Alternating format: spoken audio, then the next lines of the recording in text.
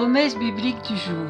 Parlons aujourd'hui du découragement. C'est vrai qu'il y a beaucoup de causes de découragement, mais dans ce cas, que pouvons-nous faire? Sachez que l'apôtre Paul a appris à gérer les difficultés. Dans 2 Corinthiens chapitre 4 versets 8 et 9, il est écrit: « Nous sommes pressés de toute manière, mais non écrasés, désemparés, mais non désespérés, persécutés, mais non abandonnés, abattus, mais non perdus. » Un petit peu plus loin, dans 2 Corinthiens chapitre 2 versets 16 à 17, il est écrit: « C'est pourquoi nous ne perdons pas courage, et même lorsque notre être extérieur se détruit, notre être intérieur se renouvelle de jour en jour. Car un moment de légère affliction produit pour nous, au-delà de toute mesure, un poids éternel de gloire. » Toute personne découragée a besoin de voir ses forces renouvelées. Mais où l'épuiser? Sachez que la vraie source, elle est en Dieu. Lorsque vous êtes découragé, souvenez-vous de cette parole de l'Éternel à Josué, chapitre 1, verset 9. « Fortifie-toi et prends courage. Ne t'effraie pas et ne t'épouvante pas, car l'Éternel ton Dieu est avec toi